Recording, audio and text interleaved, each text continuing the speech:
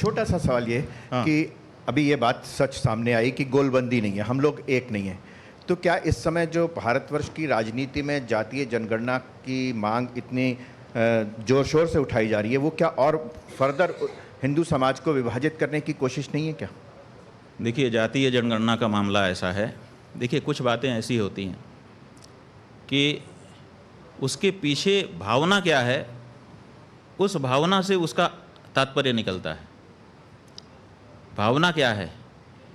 तो जातीय जनगणना हो, कुछ लोग ये कह रहे हैं, और कुछ लोग वो मतलब एकदम लगे हैं कि किसी हालत में हम तो करा के ही छोड़ेंगे, यहाँ तक कह रहे हैं, ललकार रहे हैं कि देख लेना हम तो करा के ही छोड़ेंगे। और दूसरे हैं वो कह रहे हैं किसी हालत में नहीं होने देंगे, ये भी देख लेना, नहीं होगी। अब सवाल ये है कि ये जो जातीय जनगणना है, ये कराने से क्या फ़ायदा हो जाएगा और ना कराने से कौन सी चीज़ ऐसी है जो नहीं बिगड़ेगी? इसके होने ना होने का देश पर क्या फ़र्क पड़ेगा? कोई विशेष फ़र्क नहीं पड़ेगा। तो बटोगे तो कटोगे में आप तथ्य देखते हैं, सत्य देखते हैं? देखिए, कौन बांटेगा और कौन काटेगा? राजनेता ही तो बांट रहे हैं और काट रहे हैं, और कौन बांट रहा है, काट रहा है? लोग तो अपने दिन भर की रोजी रोटी जुटाने में समस्या में हैं। ये जो बांटने और काटने की बात है, ये दोनों तरफ से आ रही है, एक तरफ बांटने की बात, एक तरफ काटने की बात। ये जो बांटने काटने की बात है, ये राजनेताओं को उनके कारण आ रही है। लोग अपने जीवन में मतलब लगे हुए हैं, निरत हैं, उनको समय नहीं है इन चीज़ों के लिए, लेकिन फिर उनके दिमाग में बात डाली जाती है कि बटो, फिर दूसरा कहता है बट गए हैं अब कटो। तो ये सब बटो कटो ये दोनों बातें राजनीति हैं, इनका जीवन से उतना लेना देना नहीं। क्या ये बातें भी कि पहाड़ों में हो डेमोग्राफी बदलने की कोशिश की जा रही है, वहाँ खास समुदाय के लोग अपने उन जगहों पर भी इबादत की जगहें बनाते जा रहे हैं जहाँ असल में थी नहीं, अवैध जगहों पर बनाते जा रहे हैं, क्या ये बात सच नहीं है? क्या ये डेमोग्राफी चेंज लाने की कोशिश नहीं की जा रही है? डेमोग्राफी चेंज की कोई कोशिश नहीं है। डेमोग्राफी चेंज करने के लिए कोई मुस्लिम योजना नहीं है, ये हमारे देश के राजनेता हैं, वो बता रहे हैं कि तुमको हम प्रश्रय देंगे, तुम्हारा कार्ड बना देंगे, तुम्हारा ये कर देंगे, तुम रहो, हमको वोट देना। ये हालत है, इसके कारण हो रहा है। और इसमें किसी दल विशेष का नाम नहीं लिया जा सकता, क्योंकि कहीं पर एक दल, कहीं दूसरा दल, सब दल ये कर रहे हैं। क्या इसमें सबसे ज़्यादा प्रभावित इस समय पश्चिम बंगाल आपको दिखाई देता है? भाई सब जगह रोहिंग्या लोग, वहाँ पर परिस्थिति ऐसी बनी, उनके प्रति जनता नाराज़ हुई, वहाँ से भगाए गए। अब वो सारे के सारे तो भारत में ही आके बस रहे हैं। शिमला के बारे में भी यही कहा जा रहा है कि वहाँ भी रोहिंग्या आए। भाई शिमला में भी क्या हो रहा है, आपने एक जगह बनाई कि हम यहाँ करेंगे, अब उसके बाद मंजिल पे मंजिल बढ़ाते चले जा रहे हैं, और अब आपके पास जगह की कमी हो रही है, और वहाँ से अगर कोई गुजर रहा है तो अब आप, चूँकि आपकी संख्या ज़्यादा हो गई है, तो आप उसका अपमान कर रहे हैं। तो वहाँ के जो स्थानीय लोग हैं परेशान होकर के आवाज़ उठा रहे हैं, और जहाँ जहाँ भी इनकी संख्या इकट्ठा होती है, वहाँ पे स्वाभाविक है, किसी की भी संख्या जहाँ ज़्यादा होती है उसका मनोबल बढ़ जाता है। तो मनोबल बढ़ने पर व्यक्ति उद्धतता करता है, और औद्धत्य में लोगों को परेशानी होती है तो लोग विरोध करते हैं। ये हो रहा है।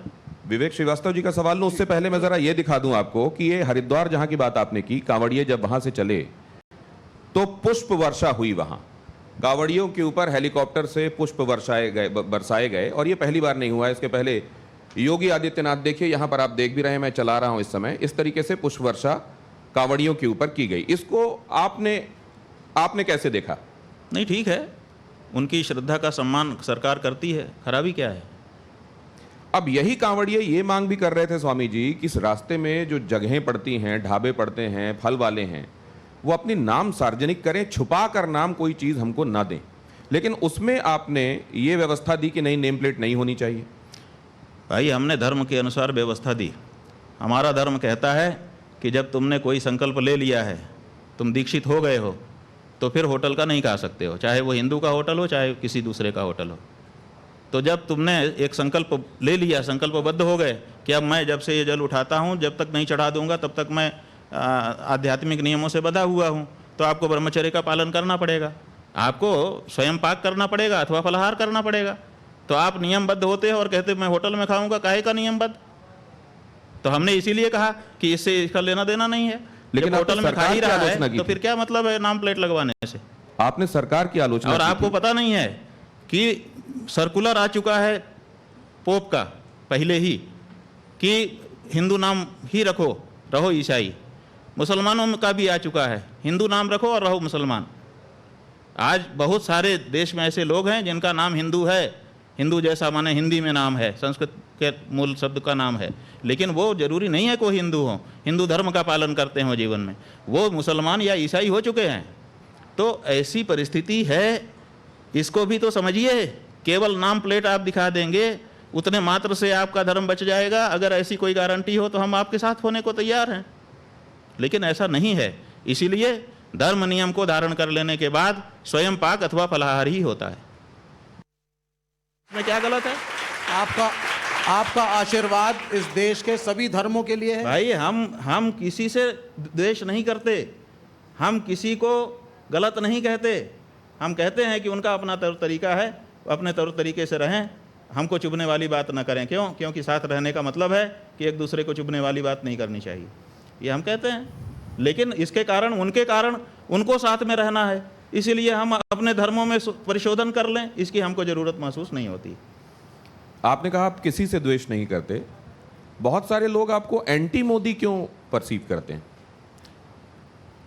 एंटी मोदी हमको सिद्ध करने से लाभ है, क्योंकि हम जो बात धर्म की कहते हैं, मोदी जी धार्मिक आस्था वाले व्यक्ति हैं।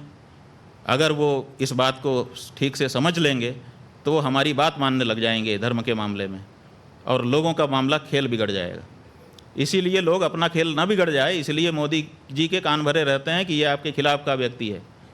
ये बात है, इसमें साजिश है हमारे खिलाफ भी और मोदी जी के खिलाफ भी। नहीं, वो तो ये कहते हैं कि अगर मोदी जी काशी कॉरिडोर बनाते हैं तो वो मुक्तेश्वरानंद भाई के खिलाफ दिखाई देते हैं। कॉरिडोर बनाएं, हम स्वागत करेंगे मोदी जी का, लेकिन समस्या ये है कि कॉरिडोर बनाने के नाम पर, एक मंदिर को अच्छा करने के नाम पे 150 मंदिर तोड़ दें। हम जब बोलते हैं तो उनके भले के लिए बोलते हैं और आगे भी बोलते रहेंगे, क्योंकि हम उनको पसंद करते हैं। लेकिन उनके जो बड़े कदम हैं आप उसके विरोध में दिखाई देते हैं। राम मंदिर वाले मामले में भी आई हुई। राम मंदिर वाले मामले में इन लोगों ने समझा दिया कि आप वहाँ पे प्रतिष्ठा कर दो तो आप जीत करके 400 पार हो जाओगे। हमने कहा भाई ये गलत है, ये ठीक नहीं है। हमने क्या गलत कहा था? मोदी जी के हित में ही तो कहा था। लेकिन यहाँ तो समस्या है कि दवाई है आपको ठीक करेगी, लेकिन कड़वी है, अब कह देते नहीं कड़वी मत पियो। अरे भाई दवाई है, इसको कड़वी ही पीना पड़ता है, तभी अच्छा होता है। तो मोदी जी के लिए आपके पास सारी दवाइयाँ कड़वी ही हैं क्या? भाई सवाल ये है कि इस समय मोदी जी सत्ता में हैं, जब मोदी जी नहीं रहेंगे तब जो रहेगा उसके बारे में ऐसी कड़वी दवाई हमारे पास रहेगी। जब मनमोहन सिंह थे तब मनमोहन सिंह के लिए कड़वी दवाई थी। तीसरा टर्म है मोदी जी का, लगातार वही है, उन्हीं वही काम कर रहे हैं। वहीं से गलती होती है तो उन्हीं को कहेंगे, और किसको? लेकिन कुछ लोग कह रहे हैं कि अगर कॉरिडोर मोदी जी बना रहे थे तो हम क्या करें? बांग्लादेश के नजीबुर रहमान के लिए हम बोलें कि मनमोहन सिंह के लिए बोलें कि स्टालिन के लिए बोलें? बताइए। जब जो जहां काम कर रहा होगा उसके लिए जो जिम्मेदार होगा उसी के लिए तो बोलेंगे।